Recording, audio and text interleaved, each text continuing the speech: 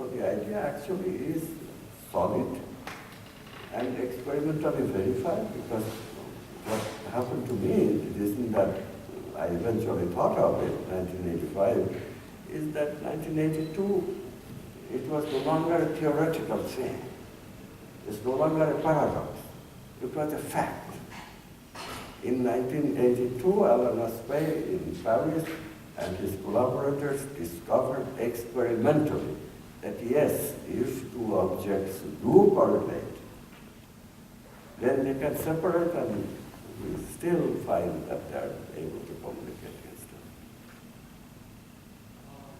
Subject to effect, of course, there's a little catch always. We cannot measure infinite speed, so we can say only that they communicate faster than the speed of light. And the question is, either you believe theory of relativity or you believe the verdict of quantum physics that there is another domain of reality where objects can move faster than the speed of light. And the only thing that makes sense, theory is telling you that it's infinite speed. Objects become one, literally. Okay? Shall we take Are you with me, everyone? Questions?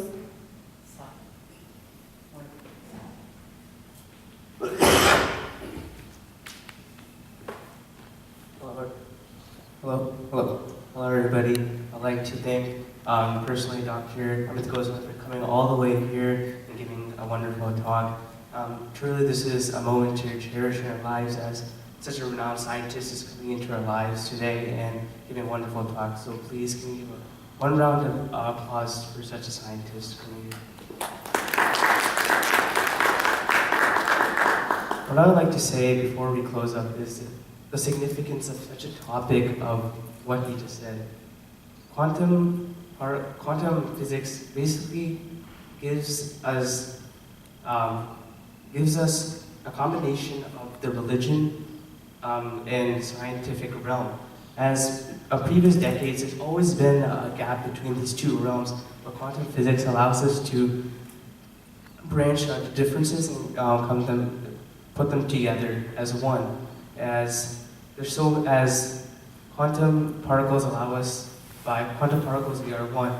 And one thing I'd like to add is that this new topic is very prominent for the youth, and as today there's not much youth today, I request that more youth to be involved with such a topic, as it's new, and it's a topic for youth as they'll more technologically advance as the new generation to come, and they're the future of this topic.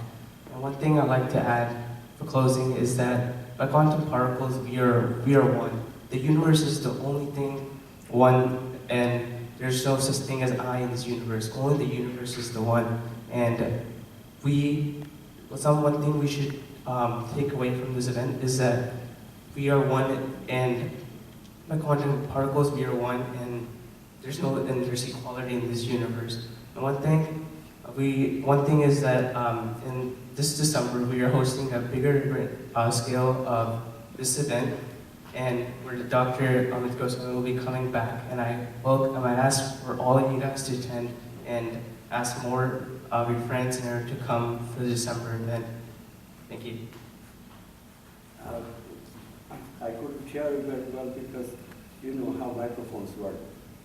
You are speaking from here. Could you speak from here so I can hear you better? And ask your question. What is the question? I personally don't have a question, but I can think of one right now. So one question I've always been wondering is that after someone dies, they reincarnate. So I was wondering, what determines the soul to go to a different entity of like a living? Like, what determines the soul to go to, like, for example, a cow or like a human being? What determines that? Like, what is the process that's going on after you're dead? Like, what is going on with the soul? Okay. Thank you. Well, that is a huge jump from where we are to soul and survival after death. Let's see if we can get there. We have time. But I don't know if everybody will have the patience to... 2 minutes at least. Guide us. Few minutes, your opinion. Please, tell us. I never speak without making the background. It doesn't make any sense to give an answer. We have time, sir. We have All 15, right. 20 We have minutes. time, we have time. Let's see where we go. So far, so good? Yeah. Yeah. Yes, please. What's the weight of quantum? What's the weight of quantum? Weight of quantum, yeah. Well, weight is a concept of how gravity interacts with an object, right? So it all depends. Energy has mass, so energy also has a weight, because even a quantum of energy will have some pull of gravity. So there is weight. So there is a definite weight. No, So that means if there is a light coming, Even light, we say light has zero mass, but light has energy. It can never come to rest. It has zero rest mass. But light is always moving at speed of light. So depending on its energy, it will have a mass, and the mass will have a weight. Everything that has a mass will have a weight. so when I'm speaking with you and I give you positive energy, am I exerting any pressure on you? In principle, your voice, sound energy reaches me, and it does not put anything tremendous, but yeah, It does. It does a little. Or how about if I think something about you and look at you, I don't even speak, then does it have anything? Now, this is a good question. If you think something, does it have any physical effect on me? Not in that way, obviously.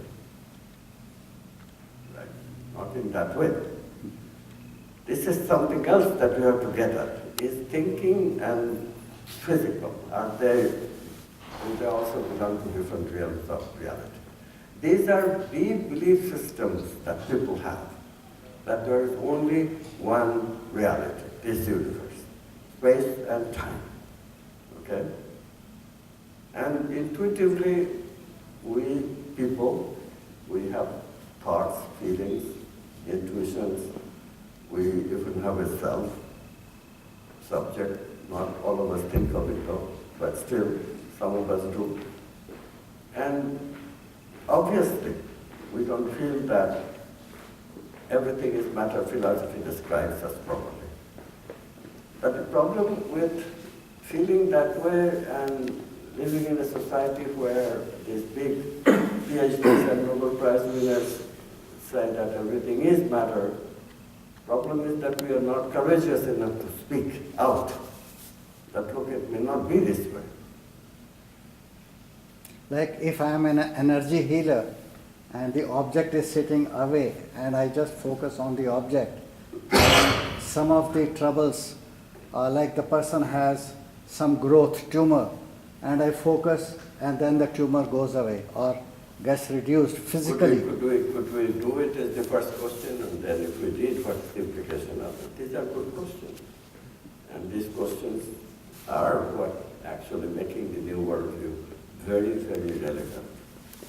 Thank you for raising that one. That one I'll certainly get to. Your question, I don't know, we'll see how far we can get. But these are all relevant questions. Why are they relevant? Because human beings don't just have the material experience. We also have experience of thinking. That one nobody can deny. As I speak, it comes from some thinking behind it, obviously, although I'm not aware of any thinking, I'm just speaking. But still, we all know that thought is associated with what one speaks. So is thinking physical thing, or is thinking a different thing? If it is a different thing, how is thinking having an effect on something like cancer? Not easy to give up on this kind of idea either, because there is huge number of data which suggests that yes, indeed, people have spontaneous healing of cancer where one does not find anything other than some change in the way the person thinks. That's all that happened to the person, and person's cancer is gone, just like you're saying. to make of it? How do we explain it? When Newtonian science clearly said that well, everything has to have a cause for an effect to take place. What is the cause here? Thought. How can thought be a cause for something material, like a tumor vanishing overnight?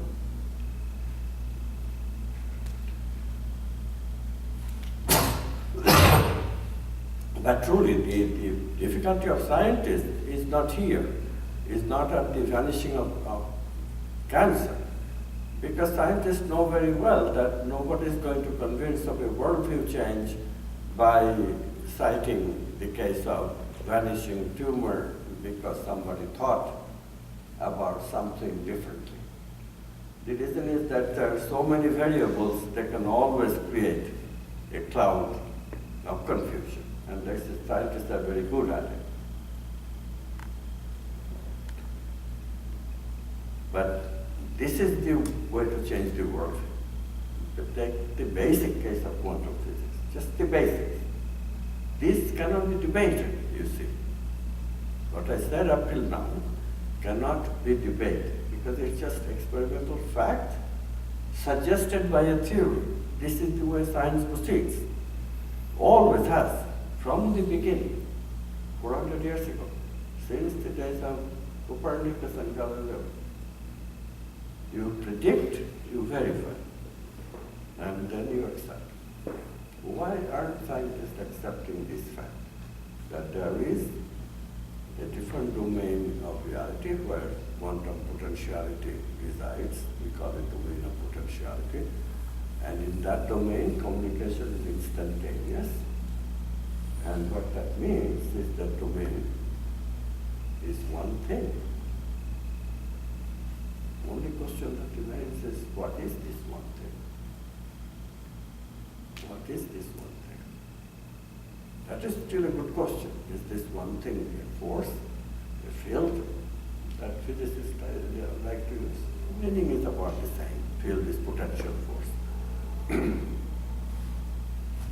Is that what it is?